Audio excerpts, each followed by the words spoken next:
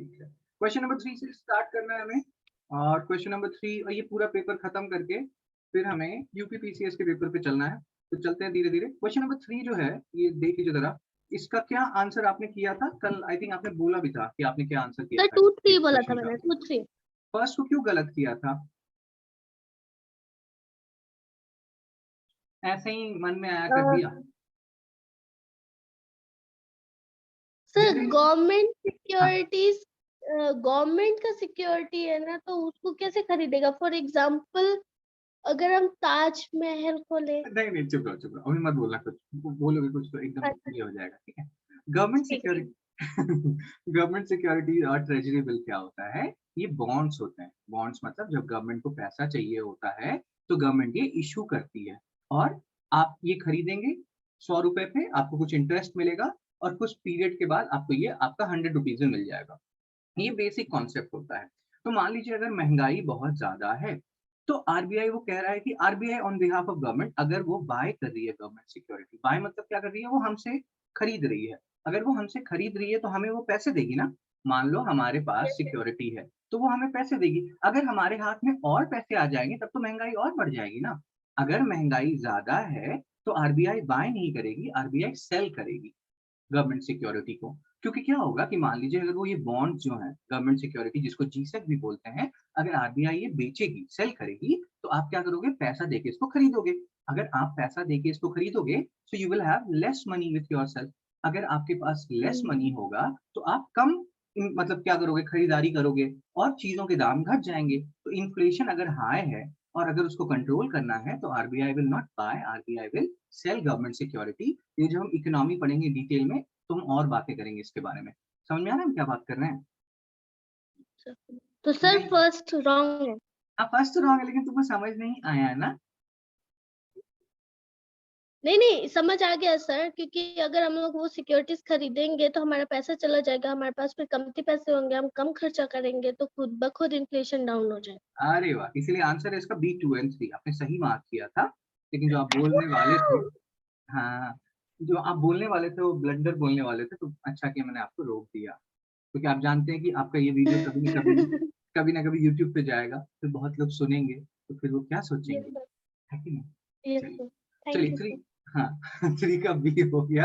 आगे चलते हैं नेक्स्ट क्वेश्चन 11 बीच के क्वेश्चन हमने काफ़ी किए थे पहले। 11 देख लीजिएगा एक बार ये क्वेश्चन, इसको किया था क्या आपने? क्वेश्चन नंबर 11 मैंने नहीं किया सर ये। ठीक है, इसमें ना ये जो क्वेश्चन है 11 अगेन इसमें अगर हम थोड़ा कुछ एलिमिनेशन यूज़ करें, ऑप्शन एलिमिनेशन, जैसे हमने देखा कि हमारा constitution although one of the largest constitution है वर्ल्ड का, लेकिन ये यस बहुत सर। चीज़ें डिफाइन नहीं करता है, अनटचेबिलिटी डिफाइन नहीं करता है।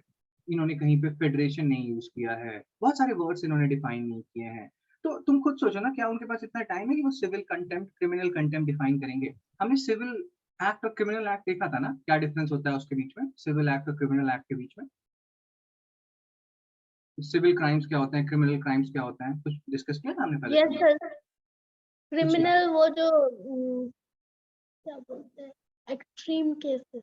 Extreme case that is a crime against the society. मान लो आपने किसी का मर्डर कर दिया, तो जिसका आपने मर्डर किया उसकी फैमिली को आपके ऊपर केस करने की ज़रूरत नहीं है, पुलिस खुद आएगी, गवर्नमेंट खुद केस करेगी आपके ऊपर because that that is a crime against the society. लेकिन मान लीजिए कि आपने किसी का ₹5 चोरी कर लिया, तो उस केस में क्या होगा कि वो दूसरा बंदा फाइल करेगा केस, फिर झगड़ा-वगड़ा होगा और फिर मतलब बातें सुलटेंगी, वो एक सिविल एक्ट है। समझ में आ रहा है ना? तो सिविल। इस केस में हाँ, तो ये चीज़ें ध्यान रखिएगा कि criminal act is an act against the society. वहाँ पे जिसके साथ गलत हुआ है उसको फिर केस फाइल करने की ज़रूरत नहीं है। सोसाइटी और जो गवर्नमेंट है वो आपके बिहाफ में फाइल करेगी। ठीक है सर। तो ये डिफाइन नहीं है, civil contempt, criminal contempt define नहीं है। इतना टाइम नहीं है कॉन्स्टिट्यूशन के पास कि ये सब चीज़ें डिफाइन करे वो। अगर आपको थोड़ा भी आइडिया रहता कि कॉन्स्टिट्यूशन जो है वो ज़्यादा चीज़ें डिफाइन नहीं करती हैं, लिख के छोड़ दिया उन्होंने कुछ वर्ड्स, काउंसिल ऑफ मिनिस्टर ब्ला, ब्ला, ब्ला। तो अब ये अगर आपको पता है कि ये कॉन्स्टिट्यूशन डज़ नॉट डिफाइन और बहुत कम ही जगह पे कॉन्स्टिट्यूशन ने किसी चीज़ को बहुत अच्छे से डिफाइन किया है, तो आप थर्ड को काट सकते थे। ये रॉन्ग है। उसके बाद आपके पास 2 ऑप्शन बचता 1-2 एंड 1-2 एंड 4। अब इस केस में क्या है कि हाँ, अभी जैसे हमें एक प्रशांत भूषण का केस दिखा था, जब मैंने आपको स्लाइड्स दिखाया था, याद है उसको ₹1 का फाइन लगा था प्रशांत भूषण को। ये बताया था आपको या नहीं ओ बताया था? यस सर, नहीं, यस नहीं सर। बताया। बताया था? तो बताया था 1 रुपए वाला। हाँ, ₹1 वाला। तो ये जो कंटेम्प्ट होता है कोर्ट का कि आप कुछ भी कोर्ट के अगेंस्ट या माननीय न्यायालय के अगेंस्ट नहीं बोल सकते हैं, तो पार्लियामेंट के पास ये पावर है कि वो लॉज़ बना सकता है। तो आंसर है बी। अगर आपके पास ये 2 ऑप्शंस खत्म हो जाते हैं और 50% प्रोबेबिलिटी बचती है, तो ये काफी अच्छा प्रोबेबिलिटी है, ठीक है ना? ये रिवाइज कर लीजिएगा शबनम, ये जितने भी क्वेश्चंस हैं, और डिस्कशन करेंगे बाकी बातों पे, लेकिन अगर बस आपको ये 2 सेंटेंसेस थोड़ा आइडिया लगता, थोड़ा सा डीप में पढ़ते, तो ये क्वेश्चन शायद सॉल्व हो जाता, राइट? Yes sir. लेकिन सर 11 इतना हो गया? टाइम नहीं था। क्या? लेकिन सर इतना टाइम नहीं था। हाँ, ये भी बात है। क्वेश्चन नंबर 14 देखिए, तो पीछे कुछ क्वेश्चन देखे हमने पहले, 14 देख लेते हैं एक बार। ये किया था?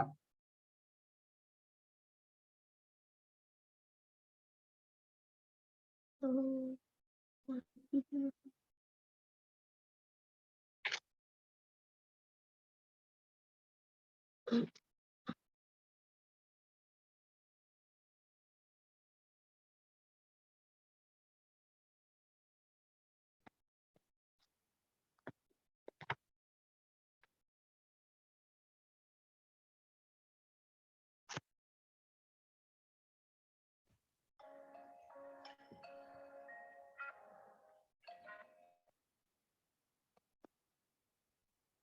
सर याद नहीं आ रहा है। याद नहीं आ रहा है? ओके, अब जैसे देखिए ये, जल्दी तो नहीं। हाँ, अगर आप कॉन्स्टिट्यूशन ऑफ इंडिया देखिएगा, वहां पे उन्होंने इतना कैबिनेट मिनिस्टर, मिनिस्टर स्टेट, ब्ला ब्ला ब्ला ये डिफाइन नहीं किया है, उन्होंने बस काउंसिल ऑफ मिनिस्टर्स लिखा है, काउंसिल ऑफ मिनिस्टर्स, बस इतना सा उन्होंने लिखा है।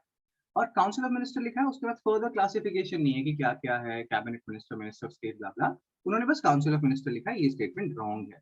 अगर ये स्टेटमेंट रॉन्ग है तो आपके पास 2 ही ऑप्शन बचते हैं, बी और डी। और ये सही है कि 15% ही मैक्सिमम, जैसे मान लीजिए लोकसभा है, उसमें आपके जितने भी टोटल मेंबर्स हैं, उससे मतलब 15% से ज्यादा एक्सीड नहीं करेगा टोटल नंबर ऑफ मिनिस्टर्स। ये एक कॉन्स्टिट्यूशनल अमेंडमेंट एक्ट से आया है। फाइन कीजिए कि कौन सा कॉन्स्टिट्यूशनल अमेंडमेंट एक्ट है, ठीक है? पहला होमवर्क क्या है? कल का होमवर्क क्या है शबनम? सर जो रीड वाला था वो किया मैंने। हाँ, जो राइट वाला था वो नहीं किया। नहीं सर, टाइम नहीं मिला मुझे। हाँ, आपको पता ही है कल का सिचुएशन, इसलिए। ठीक है।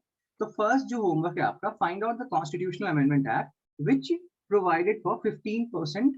ये वाला जो प्रोविजन है, total number of ministers will be 15% of total strength of Lok Sabha, ये किस कॉन्स्टिट्यूशनल अमेंडमेंट एक्ट से आया है? Find out the CA. CA समझते हो सीए क्या है? यस सर, कॉन्स्टिट्यूशनल अमेंडमेंट है।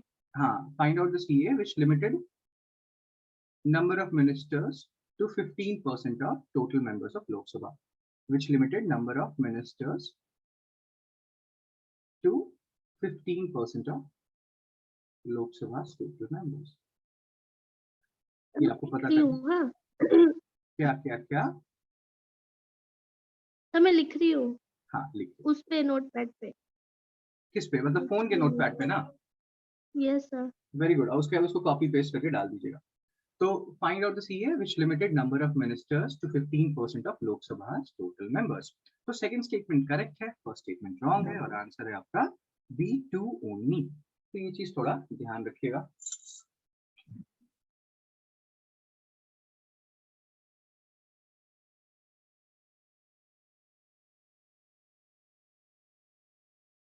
First 15% of Lok Sabha. Total members, ये प्रोविजन ध्यान रखना है।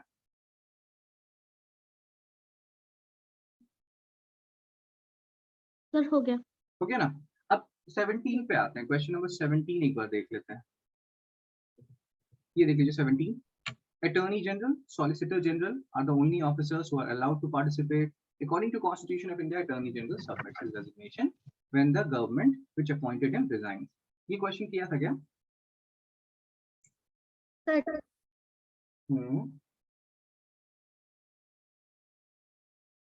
अटॉर्नी जनरल के बारे में हमने बातें की थी, थोड़ी बहुत। अटॉर्नी जनरल की वो मेन जो एडवोकेट होता है गवर्नमेंट का, वो होता है। ये सब बातें की थी या नहीं की थी? वो कौन होता है? कौन कौन होता है? ये सॉलिसिटर में क्या? Solicitor general. सॉलिसिटर जनरल क्या होता है कि जैसे मान लीजिए एक ही एडवोकेट तो नहीं होगा ना गवर्नमेंट का। गवर्नमेंट का जो मेन एडवोकेट है वो है अटॉर्नी जनरल। उसके बाद सॉलिसिटर जनरल क्या होते हैं? ऐसे वो उसके नीचे होंगे अटॉर्नी जनरल के, जो एडवाइस करेंगे, असिस्ट करेंगे अटॉर्नी जनरल को। समझ में आ रहा है ना? सर मेरा सर वो जो प्रीवियस क्वेश्चन किया था हम लोग ने, 15% वाला, वो मेरा रॉन्ग हो गया। मैंने 1 ओनली किया। कौन सा वाला? वो जो 15% वाला? हाँ, कोई बात नहीं, क्योंकि कोई बात मैंने सोचा कि नंबर्स तो गलत देते हैं, तो मैंने 15% है बोल के गलत कर दिया उसको। कोई बात नहीं। नंबर जनरली हाँ, गलत देते हैं, लेकिन कभी-कभी वो सही भी दे देते हैं, ठीक है? Okay sir. अब जैसे यहाँ पे अटॉर्नी जनरल और सॉलिसिटर जनरल है। सॉलिसिटर जनरल क्या है? वो जो एडवाइस करेगा अटॉर्नी जनरल के नीचे, और जो अटॉर्नी जनरल के ओके, नीचे है, मेन एडवोकेट है अटॉर्नी जनरल, उसके नीचे बहुत सारे एडवोकेट होंगे, क्योंकि गवर्नमेंट ऑफ इंडिया के यस एडवोकेट्स हैं सर, ये मेन, यस ठीक है? सर, तो ऑब्वियसली एक तो होगा नहीं, तो अटॉर्नी जनरल के जो नीचे है वो सॉलिसिटर जनरल है। अब फंडा ये है कि अटॉर्नी जनरल कौन है? ये हमने कुछ क्वेश्चंस किए थे ना आई थिंक अटॉर्नी जनरल पे, यस कि take sir, part yes sir. Proceeding, voting, ये ब्ला ब्ला ब्ला। तो इसका ये आपने देखा था, इसका आंसर क्या था शबनम?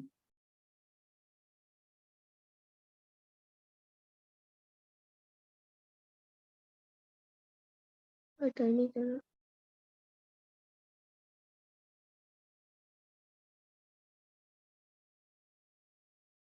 सर वो वोट नहीं करता है। हाँ, वोट नहीं करता है, वोट वही कर सकते हैं जो उसके मेंबर्स हों। तो वो बैठ सकता है, यस मेंबर हो सर, सकता है, स्पीक कर सकता है, हाँ, लेकिन वोट नहीं कर सकता। वोट ठीक। नहीं कर सकता है। हाँ, तो अभी आपका एक और होमवर्क है शबनम, सेकंड होमवर्क आज का, कि find out the current attorney general of India, ठीक है? जो करंट अटॉर्नी जनरल है इंडिया के, उनको उनका नाम पता कीजिए क्या है। जनरल यूपीएससी नहीं पूछेगा नाम, लेकिन दूसरे पीएससी पूछते हैं नाम वाम, उनका कोई भरोसा नहीं है। Find out the current attorney general of India, ये सेकंड है, ये ध्यान रखिएगा, ठीक है? अब यस यहाँ पे सर, इस क्वेश्चन पे आते हैं। जैसे अटॉर्नी जनरल है और सॉलिसिटर जनरल है, they are allowed to participate in the meetings of parliament. Attorney general को अलाउ किया जाता है, सॉलिसिटर जनरल को अलाउड नहीं है। तो फर्स्ट स्टेटमेंट रॉन्ग हो गया, समझा ना? Attorney general can participate, but solicitor general he do not participate, he does not participate. तो फर्स्ट स्टेटमेंट रॉन्ग हो गया। अब आपके पास दो ऑप्शन बचते हैं, बी और डी। अटॉर्नी जनरल को जनरली अपॉइंट करती है गवर्नमेंट।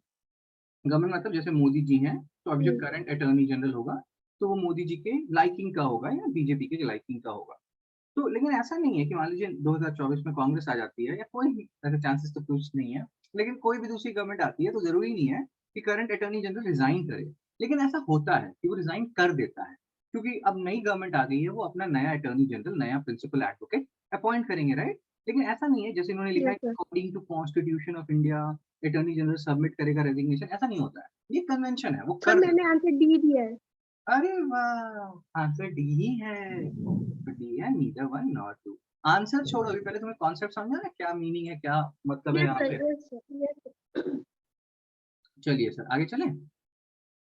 यस सर, अब नेक्स्ट देखते हैं 18th क्वेश्चन, देखिए। हमने रिट्स पढ़ा था, बहुत बार पढ़ा था writs, habeas corpus yes mandamus, sir, prohibition, certiorari, quo warranto. तो 18th क्वेश्चन किया था आपने?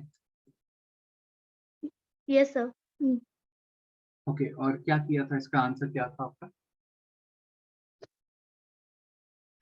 सर ये मैंने बहुत हड़बड़ी में किया था। सर मैंने ना इसका आंसर सी दी। अरे, अब क्या गलत होगा? हो गया सर। क्या दिया आपने, सी दिया?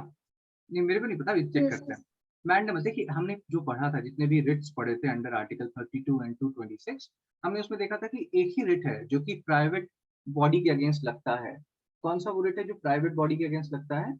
उस रिट का नाम है हेबियस कॉर्पस, जो कि प्राइवेट हेबियस इंडिविजुअल के कॉर्पस अगेंस्ट, सर। हाँ, इंडिविजुअल के अगेंस्ट इशू हो सकता है।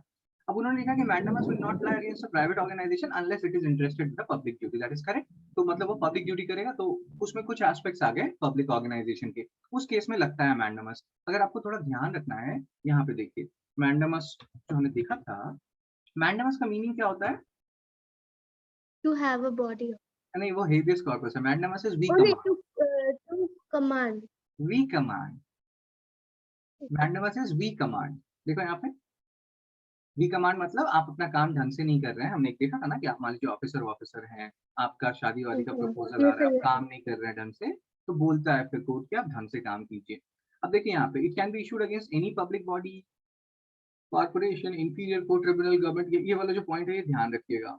यहाँ पे क्या क्या चीजें हैं, किसके अगेंस्ट वो इशू हो सकता है, और प्राइवेट इंडिविजुअल बॉडी के अगेंस्ट इशू नहीं हो सकता। लेकिन वहां पे उन्होंने लिखा है कि अगर प्राइवेट इंडिविजुअल या ऑर्गेनाइजेशन पब्लिक ड्यूटी कर रहा है, तो वो एक एक्सेप्शन हो गया, वो प्राइवेट ऑर्गेनाइजेशन से रहा नहीं, they are doing a public duty, तो इस केस में इनके ऊपर मैंडमस लग सकता है। तो फर्स्ट तो करेक्ट है। अब उसके बाद, will not lie against a company even though it may be a government company, this is wrong. यहाँ पे अगर आप फिर से वो स्लाइड देखिएगा मैंडामस का, वहाँ पे दिया हुआ है कि देखो पब्लिक बॉडी है, पब्लिक बॉडी मतलब गवर्नमेंट कंपनी है या कॉर्पोरेशन है, पब्लिक कॉर्पोरेशन है, उस केस में उसके ऊपर लगेगा। तो सेकंड वाला जो स्टेटमेंट है वो रॉन्ग है, ठीक है। अगर आपको इतना पता है कि वो लगेगा, अगर गवर्नमेंट कंपनी है तो वो लगेगा, तो दैट इज हो गया, फिर सेकंड हटा दो, तुम्हारे पास आंसर आ जाएगा सी 1 and 3। सर मेरा राइट हो गया। अरे वाह। Any public minded person can be a petitioner to move the court to obtain the writ of quo warranto. अब ध्यान ये रखिएगा कि जनरली हर केस में को वारंटो का क्या मीनिंग होता है? व्हाट इज को वारंटो? By what authority? को बाय वारंटो व्हाट? मतलब बाय व्हाट अथॉरिटी। तो इस केस में हमने देखा था कि जनरली हर केस में क्या होता था कि अगर आप सफर कर रहे हो तो आप ही पिटीशन फाइल करोगे, लेकिन को वारंटो के केस में क्या होता है कि कोई भी पिटीशन फाइल कर सकता है आपके बिहाफ में। अगर आप यहाँ पे देखिएगा, को वारंटो नीचे है और यहाँ पे लिखा हुआ है कि unlike the other four writs this can be solved by any interested person and not necessarily by the aggrieved person. यही चीज उन्होंने यहाँ पे लिखी है कि any public minded person can be a petitioner to move the court to obtain the writ of quo warranto। मतलब ऐसा नहीं है कि जो प्रॉब्लम फेस कर रहा है वही रिट इशू कर, मतलब जाएगा रिट इशू करवाने। आपके बिहाफ में कोई और भी जा सकता है, मान लीजिए आपको कोई इशू हो रहा है, आपके बिहाफ में कोई और भी जा सकता है को वारंटो रिट फाइल करने। समझ आ रहा है? यस लेकिन सर। बाकी सारे केस में आपको ही जाना पड़ेगा। मान लीजिए किसी ने आपको डिटेन किया है तो आपको ही फाइल करना पड़ेगा, हेबियस कॉर्पस, मैंडामस, जो भी है। लेकिन इस केस में कोई भी और जा सकते हैं। यही वाला पॉइंट था, इसी पॉइंट पे उन्होंने क्वेश्चन पूछा है, ये जो पॉइंट देख रहे हैं आप। ठीक है। यस। एक होमवर्क लिखो शबनम, कितने होमवर्क में आज? 2। थर्ड होमवर्क है रिवाइज ऑल द 5 रिट्स। अरे अब क्या क्या था होमवर्क, पहला होमवर्क क्या था? सर वो सीए का 15% वाला हाँ तो क्वेश्चन, उस फाइंड आउट द व्हिच हाँ लिमिटेड नंबर। हाँ, तो उसको वहां पे ये देना होता है टॉपिक, GS2 पॉलिटी दे दीजिएगा। जैसे लास्ट में आपको लिखना होगा ना किस टॉपिक का है वो, GS2 yes polity. Sir. Second homework क्या था? Find out the current attorney general. वो भी GS2 पॉलिटी या GS2 गवर्नेंस दे सकते हैं उसको, पॉलिटी गवर्नेंस सेम ही चीज है। GS2 governance. थर्ड जो है revise all the 5 writs, again GS2 polity and governance.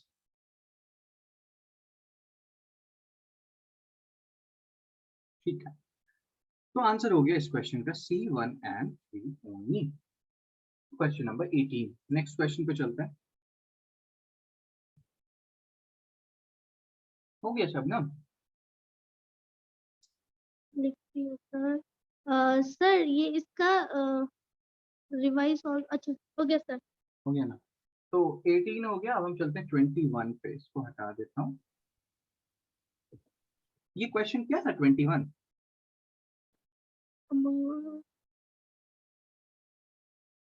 नहीं में क्या था? नहीं sir. Most important anthropogenic. Anthropogenic मतलब जो ह्यूमन इंड्यूस्ड है, जो हम लोग चेंजेस ला रहे हैं। यस हाँ, सर। तो मिथेन और नाइट्रस ऑक्साइड दोनों का मेन सोर्स है राइस। राइस के जो खेत होते हैं, इससे बहुत ज्यादा मीथेन निकलता है। ये सारे ग्रीन हाउस गैसेज हैं, GHGs हैं, और इसके कारण ग्लोबल वार्मिंग और बढ़ती है। तो मतलब एक तरह से कह सकते हो कि हमारा जो एक बहुत बड़ा सेक्शन है इंडिया में जो राइस ही खाता है सिर्फ, they are contributing to global warming in their own way. समझ रहा है? आ रहा है कि नहीं समझ में आ रहा है छबू मियाँ? सर और हेलो। एक बार बोलिए तो। मैं कह रहा हूँ कि जो लोग राइस खा रहे हैं हमारे यहाँ, they are contributing to global warming in their own way, क्योंकि इतनी ज्यादा राइस की जो खेती होती है, इसके कारण मीथेन और नाइट्रस ऑक्साइड जो है ये निकलता है, और इससे क्या होता है, अर्थ और वार्म होता है। समझ में आ रहा ओके सर। है ना? यस अब सर। याद, अब एक चीज ध्यान रखिएगा, क्योटो प्रोटोकॉल बताया था, याद है? ये सब बताया था प्रोटोकॉल। बताया था, लेकिन उतना याद कौन रखता है सर। अब देखिए, आपको मैंने बोला था कि 6 GHGs हैं उसके अंदर, 6 ग्रीन हाउस गैसेज हैं क्योटो प्रोटोकॉल के अंदर। अब आपका होमवर्क है फाइंड आउट द, और रिमेंबर, फाइंड आउट क्या करना है, याद करो उसको। रिमेंबर द 6 GHGs अंदर क्योटो प्रोटोकॉल, बताया था कभी? तो देखिए, आप ये सब फालतू की बातें मत कीजिए। Remember the 6 GHGs under Kyoto protocol. Shabu मियाँ, यस सर। कहाँ चला गया तुम? ओ सर ये क्योटो प्रोटोकॉल सर वो क्या बोलते हैं, क्या लेयर, ओजोन लेयर बट वाला। वो मॉन्ट्रियल प्रोटोकॉल है। ओजोन लेयर वाला जो है वो मॉन्ट्रियल प्रोटोकॉल है। ठीक है। और क्योटो प्रोटोकॉल है ग्लोबल वार्मिंग कम करने के लिए। यूएनएफसीसीसी बताया था ना, United nation framework convention on climate change, आगे भी बताऊंगा जब हम और इन्वायरमेंट पढ़ेंगे। लेकिन शुरू में आपको बताया था यूएनएफसीसीसी के अंदर दो चीजें हुई, एक तो पेरिस क्लाइमेट डील जो है वो हुआ, और उसके बाद एक अभी जो क्योटो प्रोटोकॉल है। ये क्योटो प्रोटोकॉल में ग्लोबल वार्मिंग के लिए जो 6 गैसेस रिस्पॉन्सिबल हैं, ग्रीन हाउस गैसेस, उसको कंट्रोल करने की बात की गई है। समझ में आ रहा है शबूमिया? Yes sir. सर देखिए मेरा इन्वायरमेंट बहुत कमजोर है सर, ऐसे मत कीजिए आप। ये बोल रहे हो क्या तुम? What sir? अरे मेरे भाई लिखा होमवर्क। लिख लिया सर। तो मैं बोल रहा हूँ कि ये क्योटो प्रोटोकॉल याद आया? सर याद तो आ गया अभी। चुप रहो तुम। मैं कह रहा हूँ कि तुम्हारा इन्वायरमेंट पुअर है, तुम ये सोच रहे हो कि सर मेरे को परेशान मत कीजिए, मेरा इन्वायरमेंट थोड़ा पुअर है, ऐसा सोच रहे हो तुम? नहीं नहीं नहीं। चलिए आगे चलते हैं। ये 25 तो किया था ना हमने पहले discuss, question number 25। Yes sir कर लिया। Very good. 28 पे आता है, ये देखो तो 28,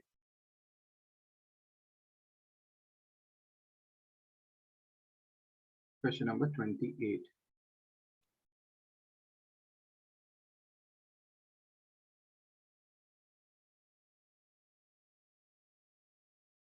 ये किया था क्या शबनम, ये वाला क्वेश्चन?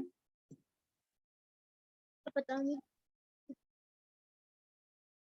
No sir. ठीक है, मोनाजाइट सैंड अगेन जब हम पढ़ेंगे वो यूरेनियम और हमारा 3 स्टेज न्यूक्लियर पावर प्लांट, ये सारी चीजें हम पढ़ेंगे तो आपको ये पता चलेगा कि मोनाजाइट का क्या इंपॉर्टेंस है। मोनाजाइट जो है उससे थोरियम मिलता है हमें, थोरियम बहुत इंपॉर्टेंट सोर्स है, क्योंकि हमारे पास जो रिएक्टर्स हैं उसके लिए हमें यूरेनियम चाहिए, जो न्यूक्लियर रिएक्टर्स है। न्यूक्लियर एनर्जी पढ़ा है आपने कभी? न्यूक्लियर एनर्जी पर है सर। हाँ, तो उसके बहुत सारे न्यूक्लियर पावर प्लांट्स हैं, जैसे कि रावत भाटा में है, कोटा के पास राजस्थान में, फिर कायगा में है कर्नाटका में, फिर कलपक्कम में है, नरोरा में है, कलपक्कम, नरोरा यूपी। आपको ये पता करना है शब्द कितने होमवर्क हो गए हैं आज? तो 4। फिफ्थ होमवर्क है locate nuclear power plants, locate nuclear power plants of India on a map, locate nuclear power plants of India on a map. ठीक है, कहाँ कहाँ न्यूक्लियर पावर प्लांट्स हैं वो डायरेक्टली आपसे पूछ देंगे। समझ में आ रहा है? Yes sir. GS1 Indian geography, ये जरूर लिखिएगा शबनम। शबनम नेक्स्ट सर आप कितना यस होमवर्क देते सर। हैं, कितना होमवर्क देते हैं, इतना मैं नहीं कर पाऊंगी, आप ये सोच रहे हैं क्या? No no no sir.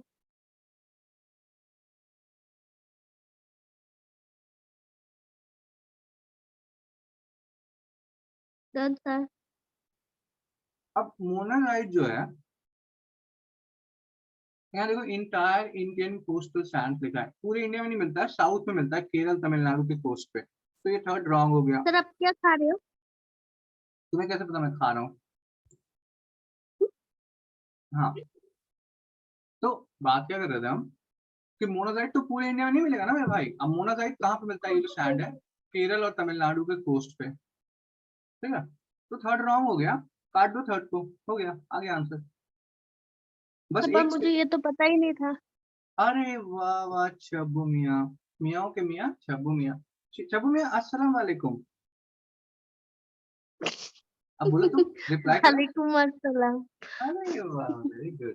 चलो ये हो गया 28, तो इसका आंसर है बी। हम आगे पढ़ेंगे जब हम इंडिया का 3 स्टेज न्यूक्लियर पावर प्रोग्राम पढ़ेंगे तो हम इसके बारे में और पढ़ेंगे, मोनाजाइट के बारे में, डोंट वरी अबाउट इट।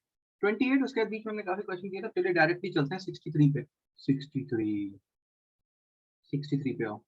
ये किया है ये क्वेश्चन 63?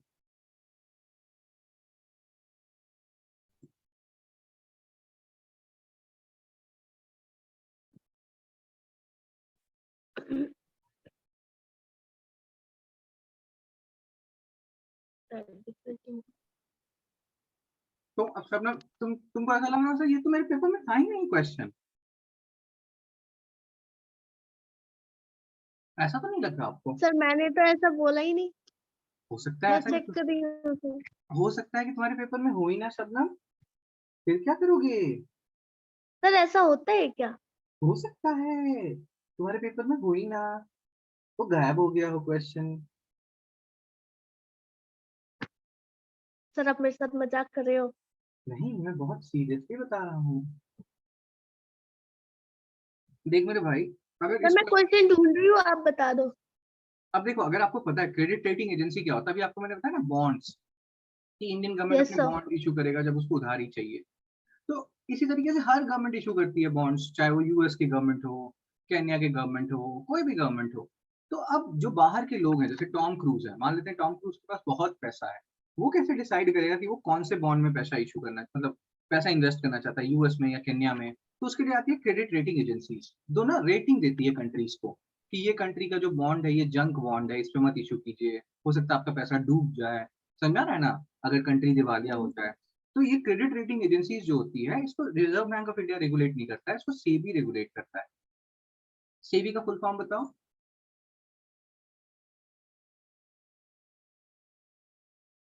पता नहीं सर।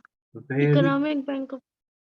सेबी है बेटा, SEBI, security and exchange board of India है। तो अब आपका काम क्या है, एक होमवर्क दे रहा हूँ, कितने होमवर्क हुए अभी? 6। ओनली 7। तो मैंने रीड, 5 हुआ है, ये 6th है। ये 6 है। So read about SEBI in detail and make proper notes on it. Read about SEBI in detail, जैसे सेबी एक्ट है, तो वो सेबी एक्ट कब पास हुआ है, सेबी करता क्या है। So read about SEBI in detail and make proper notes on it. Read about SEBI in detail and make proper notes on it. Proper notes on it. तो ये हो गया आपका GS3 इकोनॉमी। तुम लास्ट में लिखता है कि वो GS3 या GS2 है, क्या है? Yes sir. Very good.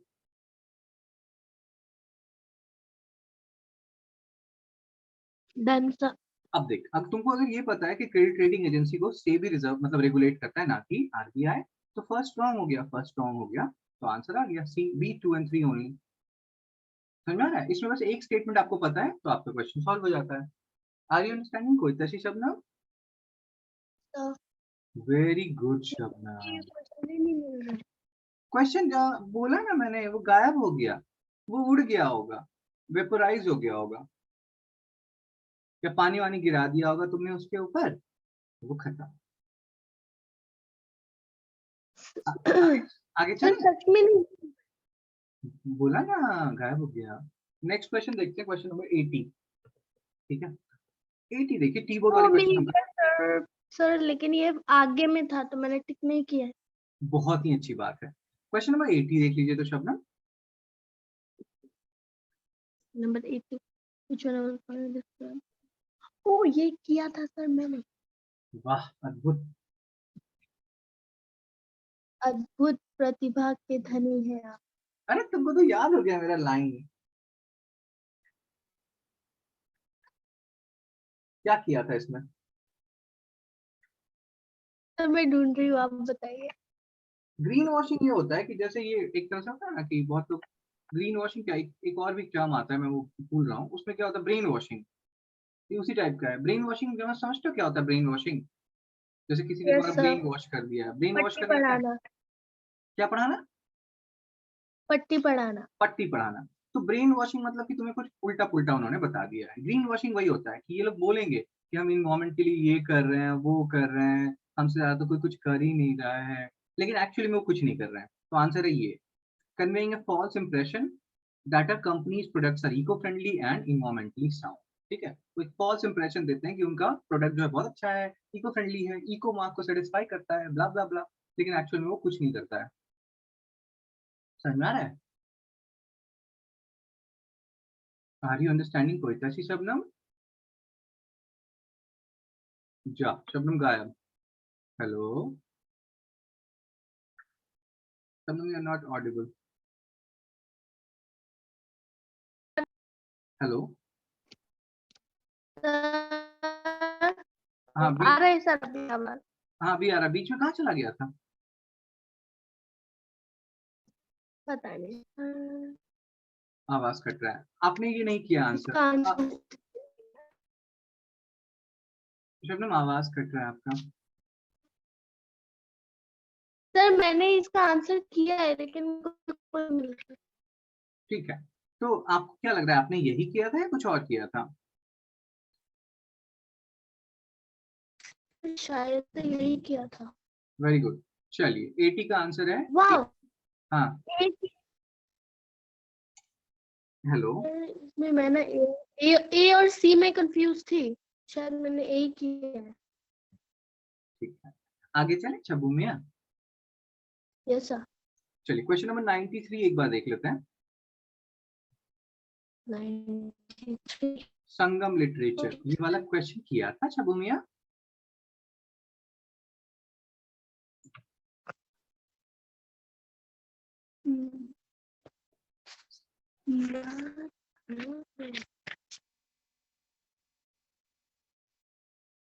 Which one of the following statement about Sangam literature in ancient South India is correct? जैसे जब हम पोस्ट मॉडर्न पीरियड की बात करते हैं ना, पोस्ट मॉडर्न पीरियड, ठीक है, जो 200 BC से Yes, sir. 300 AD के बीच में होता है, उसमें हम शाकास कुशानास की बात करते हैं नॉर्थ इंडिया में। तो साउथ इंडिया में संगम एज चल रहा है उस time, Shakas Kushanas north India, और साउथ इंडिया में तुम्हारा संगम एज। तो संगम एज में बहुत सारी बातें की गई हैं, बहुत सारी किताबें उस टाइम लिखी गई थी, शिलापद्दिकरम, मणिमेखलाय। और जैसे नॉर्थ इंडिया में कास्ट का डिवीजन होता था कि जैसे ऊपर है तुम्हारे ब्राह्मण, या मान लो इस तरह से अगर हम हायरार्की बना लें ऐसे, तो ऊपर होते थे ब्राह्मण, फिर होते थे क्षत्रिय, फिर होते थे वैश्य, फिर होते थे शूद्र। ये नॉर्थ इंडिया में क्लासिफिकेशन था। साउथ इंडिया में क्लासिफिकेशन क्या था संगम एज के टाइम पे?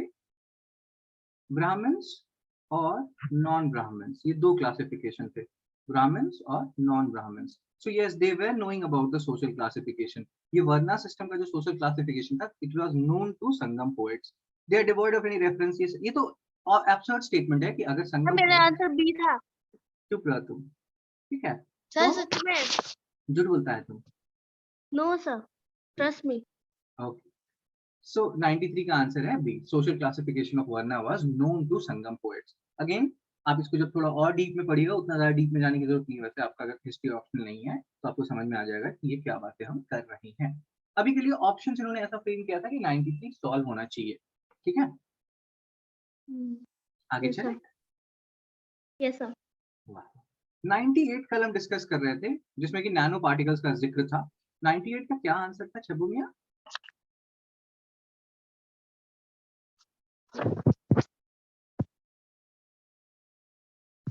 सर इसका ही रॉन्ग है। इसका क्या रॉन्ग है? तो ये हम निकल गया था। कहाँ गया? रॉन्ग था। सर 2 और 4। 2 और 4 कहाँ है यहाँ पे? 4 तो कहीं है ही नहीं। ओ मैं 100 का ऑप्शन। Sorry sorry sir. मैंने बोल दिया। सर ये हमने कल नहीं किया ना? क्या था नैनो पार्टिकल्स? मैंने बोला था आज भी खाऊंगा मैं स्लाइड।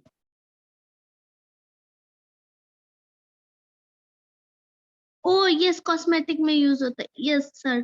2 2 राइट था। The human do not exist in 1 wrong है। 1 रॉन्ग है, 2 और 3 दोनों सही है। नैनो पार्टिकल्स जो है, ये मैं आपको बार बार कह रहा हूँ कि मैंने आपको कल कहा था कि मैं आपको आज दिखाऊंगा। ये इसीलिए कहा था क्योंकि नैनो पार्टिकल्स यूपीएससी का one of the favourite topics है, साइंस एंड टेक का। तो नैनो पार्टिकल्स, नैनो टेक्नोलॉजी पे यूपीएससी काफी क्वेश्चन पूछता है। नैनो मतलब काफी छोटा, 10⁻⁹।